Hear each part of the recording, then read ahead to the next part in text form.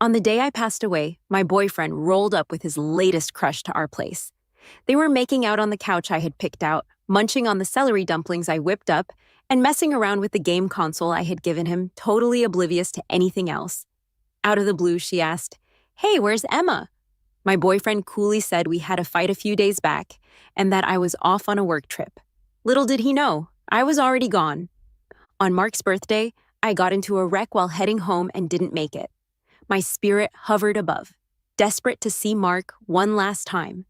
I saw him bringing his moonlit Lily back to our pad.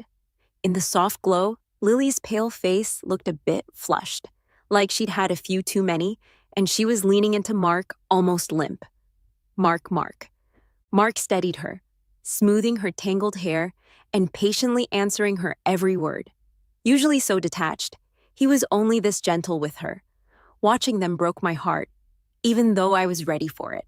Ever since I heard about Lily's divorce, Mark had been spaced out, coming home less and acting colder towards me. I discovered Lily's ex went bankrupt and skedaddled with the cash. Lily only realized she was expecting after the split. Harassed by debt collectors daily, she nearly lost the baby a few times from sheer fear.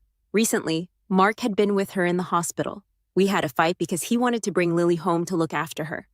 Lily's folks had helped me before, so I couldn't just ignore her. Were my eyes turning red from all this? Mark paused, then flicked out a cigarette. "I promised to marry you, Emma. What's got you so shook?" he asked. He knew the answer, but acted like he didn't. That night, I lost it and broke up with him for the first time. Mark's face darkened. Without a word, he pulled me into the bathroom, turned on the shower, and asked, "Do you even know what you just said?" I shook, his tall shadow looming over me as he aggressively unbuttoned my shirt, biting my lips almost harshly. Emma never talked about breaking up with me. Cold water cascaded down, his warm, steamy breath on my neck, his face a blur in front of me. Lily was just crashing at our place for a bit, and I was gonna send her back once the cops found her ex. He whispered in my ear, "There's no way it's between me and her." I struggled, gasped for air, eyes shut tight, threatening. Unless I'm dead, nothing's gonna make me agree. And then, I did die. Mark actually did bring Lily back. I watched him set the tipsy Lily on the sofa, wiping her face with a warm towel. "You're pregnant, shouldn't be drinking so much," he said in a deep, gentle voice, like when he'd scold her for not paying attention in class. Lily, groggy, complained about a headache. Mark chuckled softly, lifted her up, his fingers gently massaging from her forehead to her temples and down to her ear. It was such a sweet moment that tightened my heart, making me pause for a sec before jolting awake with a start. Flashback, fresh out of college, Mark lost his grandma, and because of his family's situation, Lily's parents weren't down with their relationship and forced her to marry someone else. During those dark 6 months, I helped Mark hang in there, bit by bit. Throughout those tough 6 months, I stood by Mark. 6 months later, he accepted my confession. Then he decided to launch a business and started going out for business dinners a lot. I was the one wiping his face, making him sobering soup, and staying up all night taking care of him. The next day, my eyes were puffy and dark, looking worn out. Mark stared at me for a long time, sighed, asked me to lay on his lap, and gave me a massage. Surprised and feeling spoiled by his not-so-light touch, I threw a little tantrum. "Mark, you can't let anyone else massage me, okay?" I regretted it the second I said it. He just nodded. "Okay." Lily couldn't be anyone else. Suddenly, I felt like I needed to bounce. I couldn't stand watching Mark give Lily a massage, fearing old sparks might fly, or they might hug or even kiss. Just thinking about it stabbed my chest.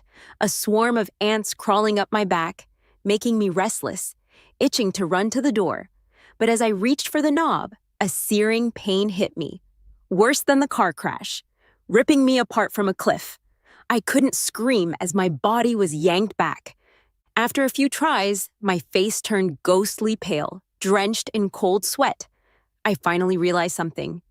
I couldn't leave this room, or more accurately, I couldn't leave Mark. Instantly, I lost all strength.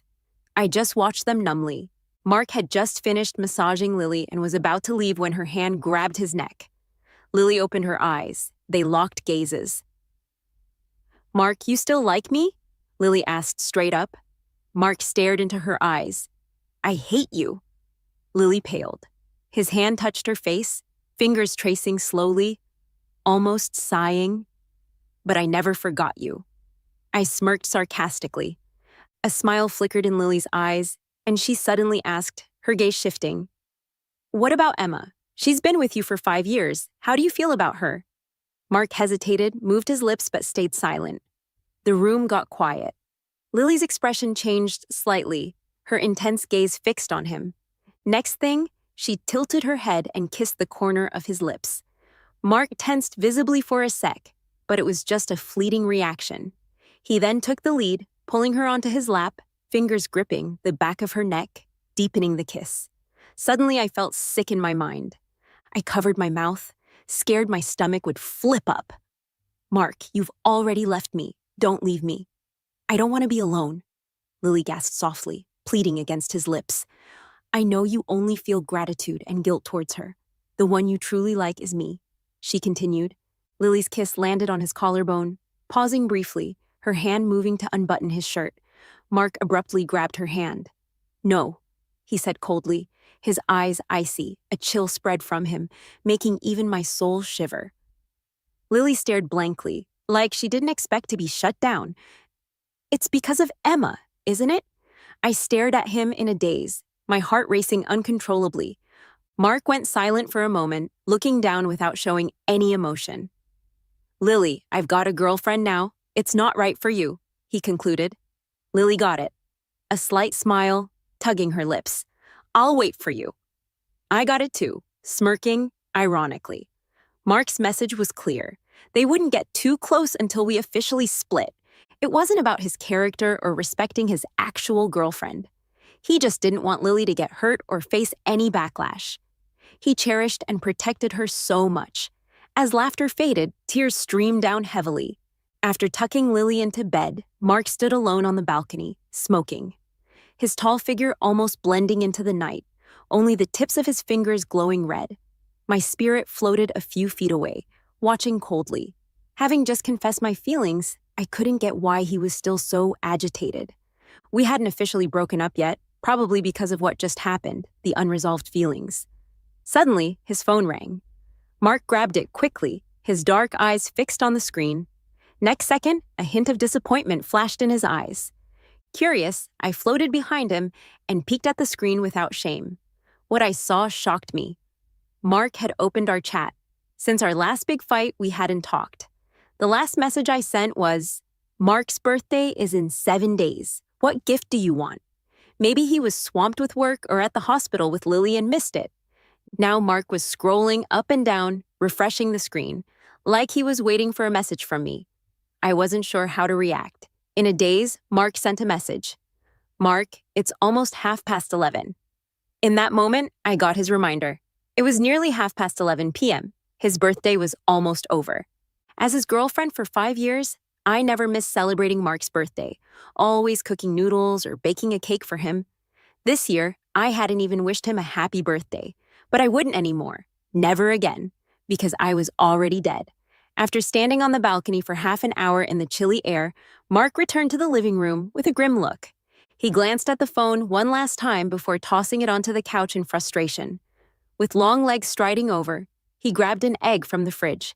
Expressionless, he sat at the dining table, eating methodically. Gray smoke swirled around his face, making him look colder and more distant. Watching him quietly eat dumplings, a thought hit me. Mark probably still cares about me. I was surprised, then it clicked. Strictly speaking, today wasn't Mark's birthday. His real birthday was a week ago, but 5 years back on this day, Mark's grandma died, and Lily left him. So he didn't want to celebrate his birthday anymore. It was my idea to move his birthday to a week later, and each time, like a dedicated girlfriend, I'd set up his celebrations. An orphan since I was a kid, my birthday at the orphanage was the happiest day of the year for me. I just wanted to bring some joy to him. The first time I celebrated his birthday, I spent months learning his favorite game. I planned to stay up all night helping him finish the game, but ended up crashing on his thigh around 2 a.m. When I woke up, Mark was leaning against the wall, his cold eyes meeting mine all night. The second time, I cooked a big feast, cut a few of my fingers, and ended up with just noodles and cake that were still edible. Mark finished everything and surprisingly praised the cake multiple times, despite his usual reserved nature. I always like to climb steadily, chest held high. That time, I put a lot into making the cake perfect in taste and look. Mark stared at me for a long time and asked, "Emma, why are you so sweet to me?" I laughed and said, "Because I like you. So, I really like you." Before I could keep confessing, Mark leaned down and kissed me. He always kept his feelings hidden, but that was the first time I felt his intense emotions so openly. And then we ended up in bed that night, both inexperienced and exploring each other. But later, he seemed to have figured things out on his own, gripping my waist tightly, his dark eyes reflecting my tear-streaked face. It was silent and intense later that night, but having a thick skin helped, and the third and fourth times I helped him celebrate his birthday, Mark accepted it. Looking back, 5 years of caring and living together had left a mark on him. A sound snapped me out of my thoughts. Mark also seemed distracted, not even noticing the spoon that fell to the floor. Instinctively, I bent to pick it up, but my ghostly hand just passed through the spoon, leaving me confused. Then, someone else picked it up. "What are you eating?" Lily's soft voice echoed in the room. I opened my palm, watching my hand become more blurry, struggling to keep its shape, then saw Lily's slender, clean hand. Suddenly, I felt a pang of envy. Before I died, my hands were beautiful. I could cook a full spread, breeze through games, but now I couldn't touch anything. "What's this cake flavor? It looks weird." Lily took another bite and poked at the cake in Mark's bowl. Mark frowned slightly but replied, "Carrot." Lily nodded casually and then looked up at Mark, saying, "Today's your birthday." "Why?" Mark was taken aback. Lily smiled openly. "Your phone was on the sofa earlier, and I peeked at your chat history. I never expected your lock screen password to stay the same, 0802, the day we first met." Mark lowered his head, his emotions unreadable. My heart ached a bit. I used to nudge Mark to change his lock screen to our anniversary, but he always refused. Now I got why. "Answer me. Why didn't you say today's your birthday?" I glared coldly at Lily. Mark had promised me it was a secret between us, that he wouldn't tell anyone. 5 years ago on that day, bad stuff happened, so she suggested postponing my birthday by a week and celebrating it in different ways. The familiar voice was as deep and cold as always. I bit my tongue hard, a bitter sweetness creeping up, flooding my entire being. I suddenly felt like laughing at myself. Lily fell silent for a moment. "She's really good to you. Did she make this cake specifically for your birthday? Did you lie to me just to sleep earlier for this?" I reminded him of our agreement. Mark didn't respond. The room fell silent. Lily quickly scooped a small bite of the cake and suddenly said, "I want to eat." "No." I let out a hoarse scream. No one could hear me. I reached out to grab her spoon, but I couldn't touch it. Mark's gaze darkened as he grabbed her wrist, warning in a low voice, "Lily." Gazing into his eyes, Lily repeated slowly and deliberately, "I want to eat. Mark, from now on, I'll celebrate every birthday with you." She was forcing him to choose. Mark's jaw tightened, a hint of struggle in his dark eyes. And after what felt like forever, he slowly let go of Lily's hand. Lily finally got to eat the cake. I stared blankly, tears streaming from the corners of my eyes. For the past few days, I floated in the corner, watching them coldly, feeling like I'd lost all emotions. But whether it was my imagination or not, after that day, Mark seemed much colder towards Lily. Besides gaming together, he avoided any other closeness with Lily, even deliberately dodging her touch. One day, Lily suddenly asked, "I keep forgetting to ask, where's Emma?"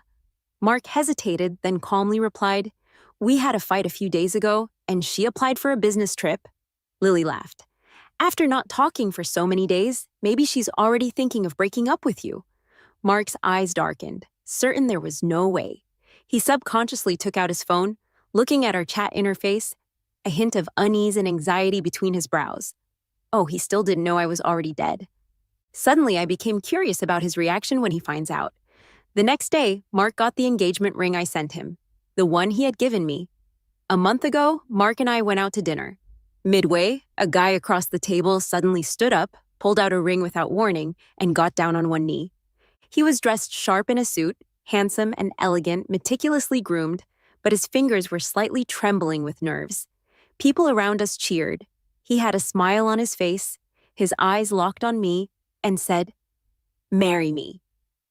Tears welled up in my eyes. Trembling, I reached out my hand, letting him slide the ring onto my finger. That night, I was unusually affectionate, holding his head, gazing at the broken light shadow above him swaying all night. After being taken in by foster parents, they had a son the next year. A few years later, they found some random excuse to send me back. What excuse? Seems like it was for stealing things. If being so hungry that eating my little brother's leftover chicken leg counts as stealing. Maybe because of this, I lost the class fee during school. Someone suspected me. And when Mark stood up for me, he settled it in my heart. Later, another not-so-wealthy couple took me in. They were kind, but I stayed cautious, kept to myself. Even as I grew up, I only dared to scoop half a bowl of food.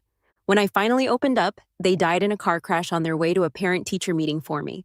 I went back to the welfare home. No one wanted to adopt me anymore. I really wished for a real family. Now, Mark proposed to me. I thought, finally, I'm gonna have a family. But Lily came back, she wasn't doing well, and the first person she thought of wasn't her parents, but Mark. And my boyfriend, fiancé, dutifully helped her, even offering to bring her home to take care of her. After that messy breakup, I applied for a business trip and flew to England. After that messy breakup, I applied for a business trip and flew to England. After a week of thinking, I sent the engagement ring back via express delivery. I decided to break up with him. That's the ring Mark got today. Seeing the ring, his face clouded like it was about to burst. His eyes seemed covered in unbreakable ice. He kept messaging me, calling, questioning what I meant. Taking a puff of smoke each time, his features grew colder, anxiety almost overflowing between his brows. The constant message failures came from the other side. Only after smoking countless cigarettes until the pack was empty, he finally lowered his eyelids, speaking softly. "Emma, are you really leaving me?" "Yeah, I've already left, completely left. You can finally be with Lily as you wished," I softly replied, even if he couldn't hear me. Suddenly, I remembered something. I'm also a decisive person. Since I returned the ring, I had already decided to break up. Why did I rush back to celebrate his birthday with him? I tried to remember, feeling like I'd forgotten something important. I noticed Mark's absent-mindedness was increasing. That night he was working in the study, Lily thoughtfully brought him coffee. Without looking up, he casually said, "Emma, it's too late now. Go rest first." Lily stared at him confused. Mark froze, murmured an apology, then rubbed his temple like he was hiding something. Next, he seemed lost in thought, staring at a page of his plan, neither flipping it nor paying attention to a visibly upset Lily nearby. The next day, Lily went to Mark's bedroom to clean up. Whether it was a test or not, she subtly packed up my things and accidentally scattered the Lego we had built. Seeing this, Mark unusually showed annoyance towards her. "Don't touch these." Then he pushed her hand away, painstakingly, attentively piecing back together the scattered blocks. As he spent time fixing it, Lily watched in silence. During his interactions with Lily, Mark often drifted off. He would go absent-mindedly looking at the sunflowers I planted on the balcony, the clothes I bought for him in the wardrobe, the goldfish I raised in the tank. Even in conversations with Lily, the moment she unintentionally said something, he would suddenly freeze. Floating in midair, I calmly watched Lily's increasingly pale face. Not just Lily, I also realized Mark seemed to slowly understand his feelings. I squinted, staring at the man I had loved for a lifetime on the sofa. He looked a bit tipsy, his brow furrowed, a blush rising on his handsome face. He was on the phone with his friend Jake. "Do you want Emma or Lily?" Jake asked. He fell silent for a moment. "I've already broken up with her, so it's Lily then." He unconsciously furrowed his brows. The other side seemed to get something. "Mark, the heart is small. Love can only be given to one person. Go find Emma." Mark didn't say a word, lowered his head, fingers gently rubbing the engagement ring. After a long time, I silently watched him. In the past, seeing this scene might have made me happy, but now, I'm dead. I'm dead. Frustration felt like ants crawling into my heart, digging deeper and deeper, making me more agitated. Emotions I couldn't explain churned in my mind, and I felt like I couldn't breathe. Jake agreed to take Lily to her parents and even bought a ticket to where I was working. He seemed to be planning to talk to Lily about it that day, but as soon as he got home, Lily came out with soup in hand. Lily never did chores, but today she cooked a delicious dinner herself, even making a carrot cake. On that day, I was wrong. I forced you to make a choice because I was just too scared. Scared of losing you. I didn't want to get married then, but my mom threatened me with suicide. During the 5 years I was with someone else, I thought of you every day. With tears streaming down, her eyes red with a layer of rouge-like blush.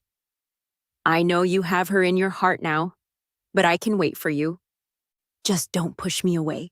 She wrapped her arms around his waist, burying her face in his chest, holding onto his clothes delicately, her voice pleading and heart-wrenching. At least, stay with me a little longer, and when she comes back, I'll leave. Okay, Mark didn't say anything, but he didn't push her away either. He sighed softly, gently wiping away her tears, telling her not to cry anymore. It's not good for the baby. How much love does it take to feel disappointed in someone over and over? Over these 5 years, I exhausted all my passion, giving him my all just to barely keep a place in his heart. But she only shed a few tears, and he gave in. Hearing that Lily would stay a bit longer, Jake's expression was complicated. Aren't you scared she'll really leave you once she finds out? Lily and I are just friends now. Mark stood unusually straight, his face unchanged, waiting for Emma to disappear. But by the time Lily had left, she wouldn't know. Jake sighed and fell silent. I watched all this expressionlessly, increasingly looking forward to seeing Mark's reaction when he found out I was already dead. These days, Mark has been with Lily as agreed, and there were no signs of crossing boundaries. Their interaction really seemed like that of ordinary friends. Meanwhile, I've been trying hard to remember what it was I had forgotten, why I rushed back to celebrate his birthday. I had a vague feeling that once I remembered, my soul wouldn't be tied to Mark anymore. I would finally achieve true freedom, but every time I tried to recall, my head felt like it was exploding in pain. Just when I was feeling hopeless, Mark took Lily to the mall and they came across some baby products. Lily picked up a princess dress, giggling and saying she wished for a daughter so she could buy her all sorts of pretty dresses. Mark, do you prefer a son or a daughter? Lily asked curiously. A daughter, Mark replied with a slight smile, his gaze fixed on the baby items. I'd love it, whatever she turns out to be. I stood still, dumbfounded. Memories flooded in, my head pounding, countless images rushing towards me, like wild horses set free. After who knows how long, I collapsed on the ground, motionless. Crying, laughing, then crying. Trembling, I placed my hand on my abdomen. I remembered. The reason I rushed back to celebrate Mark's birthday, the reason I wanted to give each other another chance, was that I was pregnant. After getting the diagnosis report, I decided to have a serious talk with Mark. The night before his birthday, I rushed over. I planned to give him the news in person as a birthday gift. As I touched my belly in the car, I imagined Mark's reaction upon hearing the news. Would he burst into laughter? Probably not. He always had that poker face, maybe just a slight smirk, looking at me seriously. I'm actually happy you're pregnant. Nate, would he be looking forward to our child like I was? I think so. On the night he proposed, he whispered in my ear, his warm breath against my skin, Emma, let's have a baby after we get married. I know you've always wanted a big family. I always knew he understood me so well. Thinking about it, I actually laughed. The driver saw me laughing through the rearview mirror and asked why. I just smiled and told him to focus on driving, especially in that heavy rain.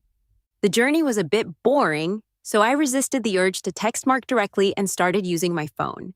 Then I realized someone was following me. It was Lily. I opened Lily's social media and saw she posted photos of Mark. From her pictures, I saw how Mark had been diligently taking care of her during her pregnancy at the hospital. It seemed like their old feelings were reigniting step by step, like newlyweds who had just had a child. Getting shots is painful, but with you by my side, I'm not scared. The picture showed Mark's serene profile and two hands clasped together. All these ups and downs, you're still the best to me. The picture showed Mark, who usually was obsessed with cleanliness, peeling shrimp for her. You fell asleep by the bedside last night, and I kissed you secretly. I knew he wasn't sleeping. This post didn't have a photo, but Mark liked it. I stared at the screen, my heart tightening, feeling the blood rushing to my brain. How much messed up stuff does one have to see in their life? I didn't want to see any more, and then fate didn't let me see any more of it. A big red truck suddenly lost control at the edge of a cliff, crashed straight towards us, and we both, along with the car, rolled off the cliff before the explosion happened. I rushed there full of hope and joy, only to die with despair and hatred. The intense shock made me temporarily lose part of my memory, but the deep hatred let my soul leave my body and follow Mark. I didn't leave him because I loved him. I left him because I hated him. What was Mark doing when I died along with our unborn child? He was taking care of others and their kids. Maybe sensing something, Mark, who was talking to Lily, suddenly furrowed his brows, subconsciously looking around but finding nothing. Then, his phone rang. Jake's trembling voice came through. Mark, I need to tell you something. Please don't get upset. I had imagined countless times how Mark would react once he found out I had died. Now, I finally saw it. Only moments ago, he was chatting with his crush and smiling.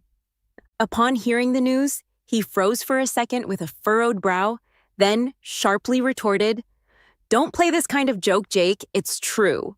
Mark stiffened for a few seconds and scolded, "Jake, don't play this kind of joke." A week ago, the taxi she was in collided with a truck, fell off a cliff, and exploded.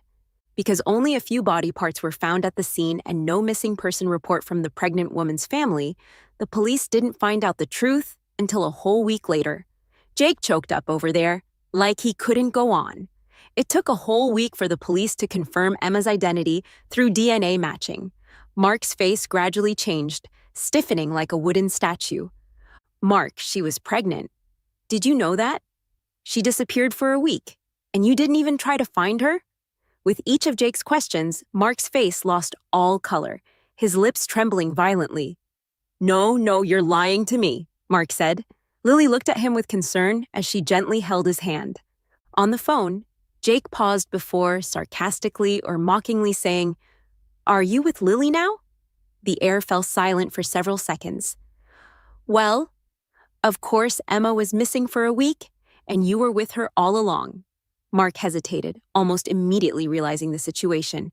He forcefully pushed Lily's hand away, his eyes reddened, his expression tense, like a kid who'd messed up. "Her body is now in the funeral home. The police have notified her family to come and claim her. Why don't you go there soon?" Jake remained silent for a long time. "She has no family, only you." Mark stood there blankly, his tall figure slumping slightly, then gradually squatting down, curling up motionless, repeating, "It's impossible. It's impossible." It seemed like he could only say those words. He couldn't bear to believe I was dead. I watched the scene, cold and relieved, after regaining my memory. But after the satisfaction of revenge passed, deep exhaustion and sadness took over. Love and hate were both draining. I lived feeling exhausted, and even in death, I felt the same fatigue. After regaining my memory, I didn't immediately disappear. Besides my soul becoming a bit more transparent, I was still stuck by Mark's side, just a bit further from his daily activities. I followed Mark to the funeral home. The man who usually didn't show his emotions stood stiffly by the door, afraid to come closer. Inside, the staff sighed, saying it wasn't easy to find so many charred remains. The body was all patched up. They said she was pregnant. Yeah, the wrist and finger joints were severely deformed and bent. She must have been trying to protect the baby in her belly. Mark turned pale, swayed slightly, and had to lean against the wall like he was about to collapse. The staff saw Mark and asked, "Are you a family member? Come over here." Mark walked over slowly, with faltering steps. The two people left, leaving him alone in the room. A tall shadow blocked the light above his head, his back stiff, his fists clenched so tightly his fingernails dug into his flesh. He looked at me, covered with a white cloth, and began to speak to himself. "Before I forget, There's something I never told you. His cold voice trembled slightly but stayed relatively calm, just like usual. We were both still very young back then. One day I went downstairs to buy something. A playful little boy took the change from a blind woman's bowl by the road. You rushed over and fought with him. You were so slender, but you fiercely twisted his hand, relentless. The boy couldn't take it anymore, and he gave you a coin in the end. I had heard before that you were an orphan who liked to steal things, but your hair was messy and your lips were bruised. You gasped on the ground for a while, then stood up, put the money back in the blind woman's bowl, and left calmly. The blind woman couldn't see it. The boy wouldn't tell. But I saw it. After that, I couldn't help but pay attention to you, my gaze always unintentionally falling on you. When someone accused you of stealing class fees, my first reaction was to stand up and defend you. I think I will never forget the light in your eyes at the moment. Later, your gaze also gradually fell on me. We would blush when we locked eyes. And you would look at me in a daze. Those years, you stood by my side at the school's award ceremony, handed me water when playing basketball, and when I won the short distance race, you smiled and congratulated me with flowers. When our team won the mathematics competition, it was you who helped me to win. Later, Lily appeared.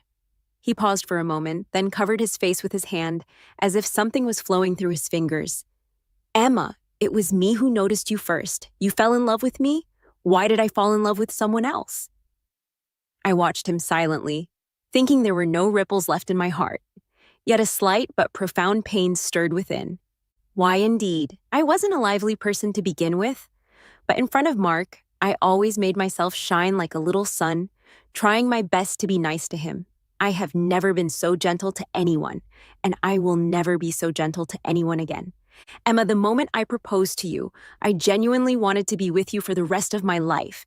Emma, please give me an answer. Please, won't you? He called out over and over again. There was no response. He began to feel restless, even agitated, his lips turning white, calling my name again and again, until his voice became hoarse, until he could no longer speak. You said you would never leave me. His voice was bewildered, hoarse as if squeezed from deep inside his throat, his shoulders trembling constantly, his eyes bloodshot, resembling a desperate and pitiful beast, appearing terrifying to the extreme and pitiable to the extreme. I watched quietly as this devastated man. Perhaps only at this moment did he truly realize that I was gone. After receiving my ashes, Mark locked himself in the room. I felt my soul getting weaker and weaker, curling up on the floor in exhaustion. In a daze, I heard Lily keep knocking on the door, her voice filled with urgent sobs. Mark, it's been 3 days. Please eat something, okay? Even if she's gone, you can't treat your body like this. She would be heartbroken if she knew. I woke up from half sleep, rubbed my eyes, and glanced instinctively at the tightly closed door. Had it already been 3 days? An hour later, Jake came.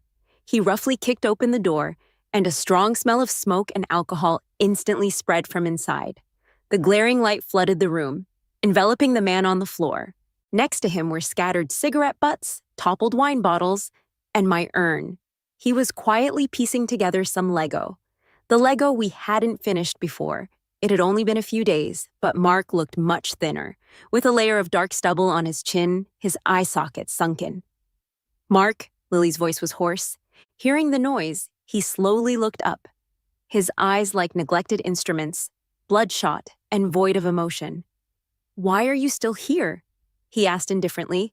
He seemed spaced out, murmuring softly, Emma is back. She won't be happy to see you. Lily turned pale. As he was lost in thought, he suddenly raised his head with a hint of panic between his brows, speaking coldly and heartlessly to Lily. This is Emma's and my home. You have no right to stay here. Lily stared at him in disbelief, tears rolling down her face in large drops. Furrowing his brow, Mark seemed to be getting impatient. Just leave.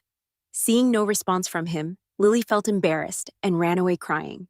Mark continued to focus on his Lego building without any expression, seemingly not caring at all. If you had done this earlier, Jake suddenly spoke up. Mark's face turned pale, his hand trembled, causing a Lego piece to fall to the ground. He gazed blankly at the fallen piece, his eyes filled with pain and sorrow. That day we had a big fight. and I told her that we should bring Lily back home. If it wasn't for that, she wouldn't have applied for the business trip, and she wouldn't have. On the day of the accident, she took a shortcut. She was rushing back to give me a birthday gift. She wanted to give me the news of her pregnancy as a birthday present. And what was I doing at that time? Mark covered his heart area with his hand, closing his eyes in pain. I took Lily back home while she was away. He took a deep breath, then resumed building the Lego, but his fingers were trembling, causing one block to drop after another. Jake, I regret it. I really regret it. Jake stood up straight, looking at him in silence, speaking softly. They say those who betray true love will face retribution eventually, but at the cost of her death. Isn't she too pitiful? Mark's eyes were red, and he couldn't utter a word. Jake let out a long sigh. The way you are now, she wouldn't be happy. Mark, no matter what, you must keep living. A few days later, Mark insisted on arranging a funeral for me. It was drizzling under a gray sky. The whole city seemed engulfed in gloom. Mark stood silently in front of the tombstone, looking at the black and white photo of me on it. The tombstone read, "Deceased wife Emma." One by one, people placed white chrysanthemums at my tombstone. After the funeral, Mark stood still, rain trickling down his hair, leaving streaks of water on his pale cheeks. Jake brought an umbrella and handed it to him. Do you know your heart isn't good? Any cold could trigger an infection. Must you always make things difficult for yourself? Mark tossed the umbrella aside with a blank expression, then let me die from it. And sure enough, he fell seriously ill that day. What started as a minor cold turned into an infection because he refused to take medication, resulting in a 2-week hospital stay. At night, the hospital room was quiet. Mark gazed blankly out the window into the silent darkness. In a gentle and puzzled voice, he said, "Emma, why haven't you appeared in my dreams even once? You promised to take care of my heart. Now that I've made it sick, won't you come back to check on me?" After being discharged, just as he was recovering from the illness, Mark ended up in the intensive care unit again due to excessive drinking. Jake stared at him with empty eyes, then delivered a hard slap.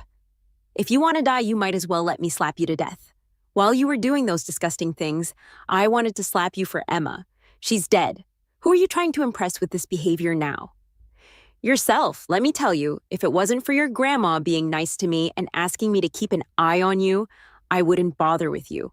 If Emma could see you with this self-righteous act, she would feel disgusted." Understand? Mark looked pale, staring blankly at him. Whether or not Mark absorbed Jake's words that day, after that, he stopped decaying and stopped mistreating his body. He went to work calmly and continued his life without self-destruction. But I always felt something was off about him. At night, he would stand on the balcony smoking for a while, the cigarette smoke slowly clouding his face, adding to his sense of loneliness and desolation, unable to dispel the chill surrounding him. After smoking, he would cook noodles a little every day. Before bed, he would quietly look at my urn and say softly, "Good night." I realized I no longer needed to follow Mark all the time, and I felt constantly drowsy. So I spent my days sleeping in the room. These days, he seemed to be very busy with work, always coming home late. I didn't know what he was busy with until Jake called him. "Why did you transfer all the company's shares to me?" Mark replied calmly, "I just wanted to take a break." "I heard you donated a large sum to the orphanage." "Is it because of her?" Jake asked. Mark simply responded with a millimeter, "Consider it my redemption." So, Jake fell silent for a moment before changing the subject. "Lily's ex somehow came back looking for her. They had a fight. He pushed Lily, causing her to miscarry. Her ex turned himself in at the police station, and Lily is still unconscious in the hospital. I heard the situation is bad. She might not be able to have kids in the future." Mark remained expressionless throughout, as if this news didn't stir any emotions in him at all. "I'm going to bed now," he said, hanging up. A few days later, when Mark came home from work, he took his usual smoke break on the balcony. When he saw there were still carrots in the fridge, he paused for a moment, then suddenly smiled. It was a smile of acceptance, relaxation, and even joy. I furrowed my brow slightly. Instead of eating right away, he went shopping alone. He went to the baby section, carefully and patiently inquiring with the sales assistant, buying some baby supplies, then went downstairs to buy a lot of roses from the lady. By the way, I haven't seen her in a long time. Where has she gone? Mark stood quietly for a moment. She's on a business trip. The aunt nodded. The flowers in the evening aren't very fresh. Come by tomorrow during the day. I'll give them to you. He gently and firmly refused. No, Aunt, I'm going on a business trip tonight. The aunt teased, covering her mouth. I understand, missing your girlfriend, huh? Mark smiled faintly, his long eyelashes drooping. I miss her. Really, I really miss her. Back at home, Mark sat quietly at the dining table, earnestly finished the leftover noodles, drank the soup clean, then took a shower, changed into clean clothes, placed the roses and baby items on the bed, and looked down for a while. After doing all this, he took out a fruit knife from the drawer that had been placed there at some point, and a bottle of sleeping pills he had bought, poured out all the sleeping pills, and picked them up one by one, swallowing them. I shuddered, staring at him intently. Inexplicable rage surged through my body, overwhelming every inch, gradually engulfing my entire being. He was trying to commit suicide. As he picked up the fruit knife and lightly pressed it against his wrist, ready to make a cut, I screamed, "No way!" With a clang, the fruit knife fell to the ground. Emma! Blood beads continuously overflowed from the wound on his wrist, the smell of blood spreading. Mark seemed oblivious, staring blankly at me. Indeed, when a person is about to die, they will see the person they want to see. Emma, I miss you so much, he muttered. I tried hard to control my emotions, my tone ice cold. But I don't want to see you at all. Mark's face turned pale. He struggled to stand up, picked up the roses and baby clothes on the bed, and with a forced smile, said, "This is a gift for you and the baby." Fidgeting with the two pieces of clothing, he lowered his head uncomfortably. I don't know if it's a daughter or a son, so I bought both. I coldly watched him. We don't need them. His body tensed slightly, still with downcast eyes. I know you're still mad at me for that day. I shouldn't have argued with you. Lily was just my youthful stubbornness. I have always loved you. Truly, always, it's always been you. Jake once said, those who betray true love must pay a price. So I've come to be with you. Emma, I was wrong. Forgive me, please. With each word he spoke, it felt like a needle was piercing my heart. The tightly wound nerves in my body snapped at that moment. I took a deep breath, suddenly smiling. Do you know what I saw right before the car accident that day? Mark looked up dazedly. Staring into his eyes, I spoke slowly. I saw Lily's post. Staring into his eyes, I spoke slowly. I saw Lily's post. Mark's face turned deathly pale. I saw how you took care of her in the hospital with such meticulousness, how you held her hand when she was afraid of needles, how you peeled shrimp for her so carefully, how she tried to steal a kiss from you, and you liked her posts. It was with hatred towards you that I died. So, Mark, how dare you think I should forgive you? Mark had curled up on the floor, his hands covering his head, his eyes empty, tears of blood trickling down. Warm blood ran along his nose, jaw, dripping onto the two baby clothes, staining them a deep red, intense and desperate. Mark seemed to snap back suddenly, staring dumbfounded at the clothes, his voice dry and stiff. The clothes are dirty. The clothes are dirty. Frantically trying to clean them, drops of blood from his wrist also dripped onto the clothes. He froze, trembling, looking at me desperately and despondently. The clothes meant for the baby are dirty. What should I do? I watched him, my heart squeezed as if by a giant hand. Painful enough to suffocate me, closing my eyes tightly, I said, Mark, you don't deserve to die, or to be with us. You must live in endless agony forever. The room fell into an extreme silence. Mark was so quiet that not even his breathing could be heard. After who knows how long, with a sob, he whispered, Okay. Hearing his response, as if some invisible shackle had been lifted, my soul suddenly felt lighter. As consciousness faded, I seemed to see Mark dialing the hospital's emergency number.